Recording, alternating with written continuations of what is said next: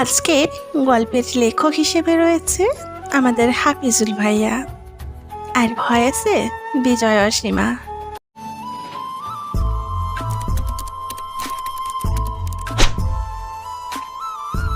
একটি না বলা গল্প। আবির আর তন্নি ছোটবেলার বন্ধু। একসাথে টিউশন যাওয়া, ঝালমুড়ি ভাগ করে খাওয়া, আর রিক্সায় চড়ে বাড়ি ফেরা, এসবই তাদের নিত্যদিনের রুটিন।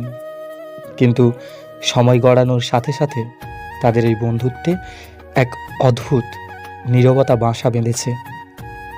তারা একে অপরকে পাগলের মতো ভালোবাসে, কিন্তু এই বন্ধুত্ব হারানোর ভয়ে কেউই মুখ ফুটে বলতে পারে না। সেদিন ছিল প্রচণ্ড বৃষ্টি। আবির আর তন্নি একটা পুরনো লাইব্রেরির বারান্দায় আটকে পড়েছিল। বাইরে বৃষ্টির শব্দ আর পুরানো বইয়ের ঘ্রাণে চারপাশটা কেমন মায়াবী হয়ে উঠেছিল। আবির তন্নির দিকে তাকিয়েছিল।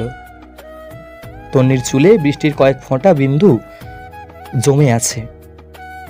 আবিরের খুব ইচ্ছে করছিল হাত দিয়ে সেই জলটুকু মুছে দিতে আর বলতে, তন্নি, তোকে ছাড়া আমার পৃথিবীটা বড্ড ধূসর রে। কিন্তু তার গলা আটকে গেল।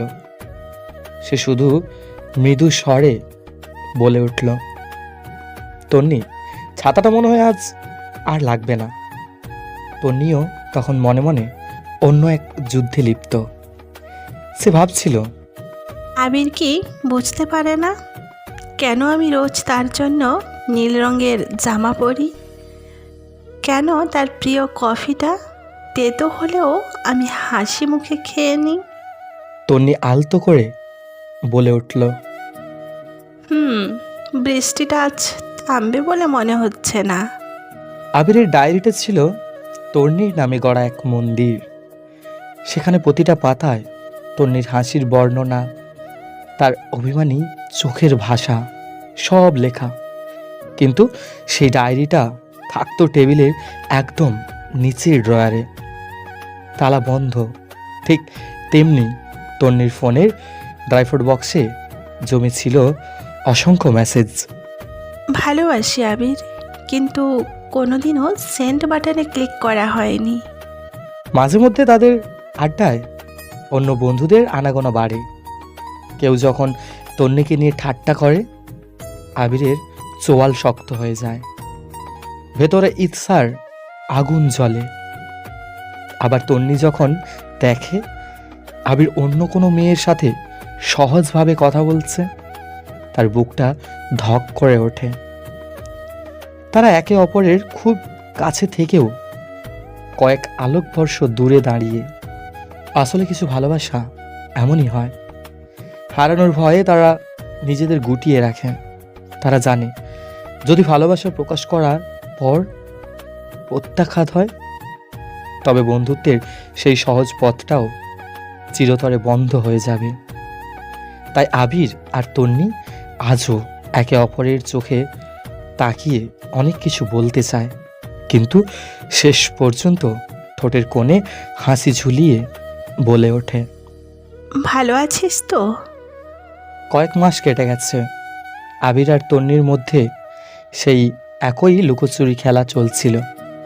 কিন্তু একদিন তন্নির বিয়ে ঠিক হয়, আর সেই বিয়ে ঠিক হওয়ার এক মিথ্যে খবর ছড়িয়ে পড়ল তাদের বন্ধুদের মহলে।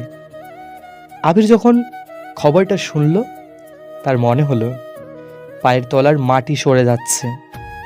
সে আর নিজেকে সামলাতে পারল না। সেদিন ছিল গোধূলি বেলা।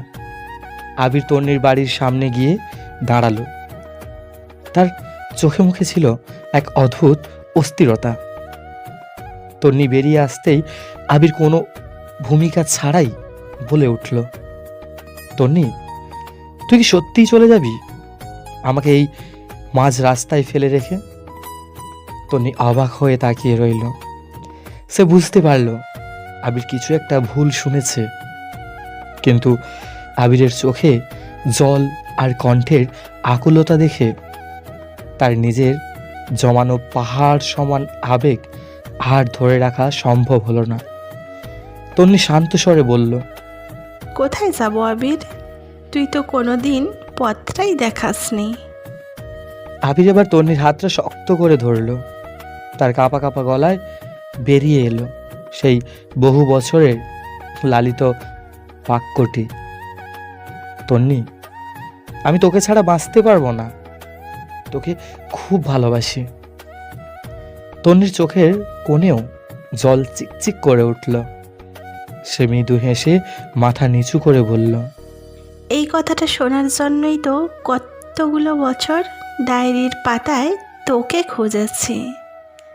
আমি তো সব সময় তোরই ছিলাম। নতুন এক শুরু। সেই বিকেলে সূর্যাস্তে লাল আভা তাদের দুজনের মুখে মেখে গিয়েছিল। যে ভয়টা তাদের এত দিন দূরে সরিয়ে রেখেছিল, সেই ভয়টা আজ তাদের এক করে দিল। তারা বুঝল, ভালোবাসার কথা বলতে দেরি করলেও হয়তো অনেক কিছুই হারিয়ে যায়, কিন্তু সঠিক সময়ে সাহস করলে জীবনটা এক রূপকথার মতো সুন্দর হতে পারে।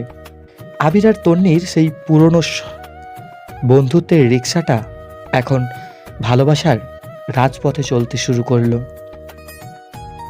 তাদের ফোনের আর কোনো ডাইভার্ট মেসেজ রইল না, বরং সারা রাত চলল মিষ্টি সব কথা।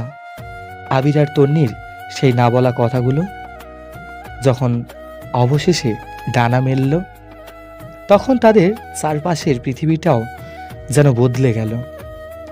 যে রাস্তা দিয়ে তারা আগে শুধু বন্ধু হিসাবে হাঁটত, এখন সেই রাস্তায় হাত ধরে হাঁটাটা তাদের কাছে এক স্বর্গনীয় অনুভূতি। প্রেম মানেই তো শুধু হাসি নয়, কিছুটা মিষ্টি ঝগড়াও।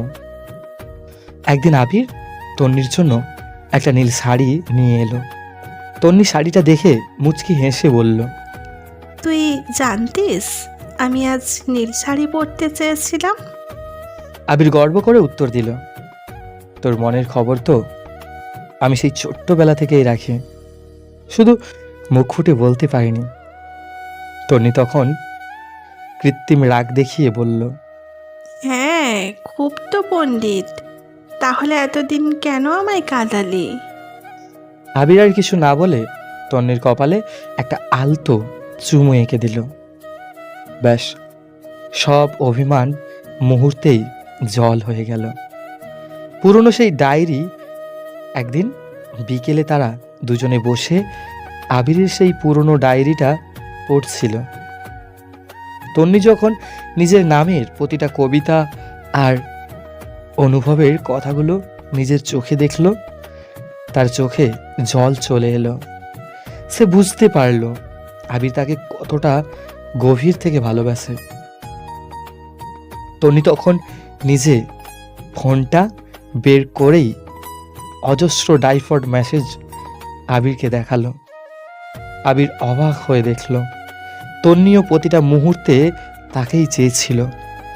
তারা দুজনে হাসল আর ভাবল, এক রূপকথার শুরু। এখন আর তাদের লুকোচুরি নেই।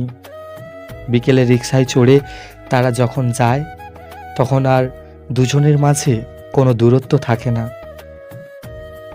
তাদের পরিবারও তাদের এই দীর্ঘদিনের বন্ধুত্বকে পরিণত দিতে রাজি হয়ে গেল। আবির আর তন্নি বুঝল, ভালোবাসা মানে শুধু কাছে আসা নয়, ভালোবাসা মানে একে অপরের নীরবতাকে বুঝতে পারা। তাদের এই না বলা গল্পটি এখন সবার মুখে মুখে এক আদর্শ প্রেমের উদাহরণ হয়ে দাঁড়িয়েছে। সো বন্ধুরা, গল্পটা যদি ভালো লাগে একটু চ্যানেলটি সাবস্ক্রাইব করে দেবেন, তার সাথে বেল আইকনের অল ঘন্টিটা বাজিয়ে দেবেন। আর হ্যাঁ, লাইক কমেন্ট করতে ভুলো না যেন। ধন্যবাদ।